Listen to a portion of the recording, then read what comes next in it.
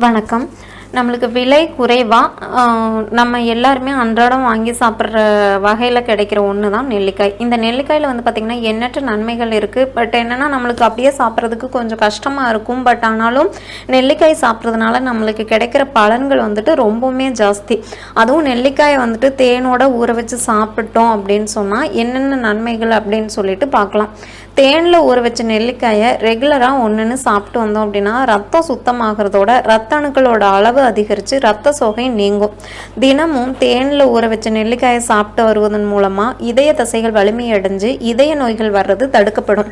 கண் பிரச்சனை இருக்கிறவங்க இதை சாப்பிட்டு வந்தாங்க அப்படின்னு சொன்னால் கண்களில் ஏற்படுற எரிச்சல், கண்களில் இருந்து தண்ணி வடிகிறது, கண்கள் சிவப்பாகிறது, இந்த மாதிரி ப்ராப்ளம்ஸ் வந்துட்டு க்யூர் ஆகும். பசியின்மையால் அவதிப்படுறவங்க தேனில் ஊற வச்ச நெல்லிக்காயை ரெகுலராக சாப்பிட்டு வந்தாங்க அப்படின்னு சொன்னால் அந்த பிரச்சனை வந்துட்டு சீக்கிரமே சரியாயிடும்.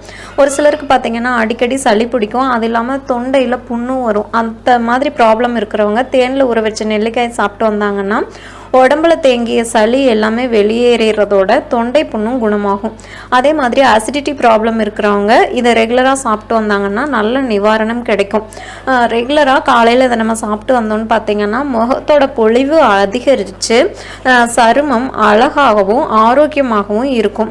அப்புறம் வந்து பார்த்தீங்கன்னா நெல்லிக்காய், தேன் ரெண்டுமே வந்து முடிக்கு ரொம்ப நல்லது. அதனால என்னென்னா முடி கொட்டுற பிரச்சனை, இளநரை, இந்த மாதிரி ப்ராப்ளம்ஸ் எல்லாம் க்யூர் ஆகிட்டு மயிர்கால்கள் வந்து நல்லா வலிமை அடைஞ்சு முடியோட வளர்ச்சி அதிகமாகும்.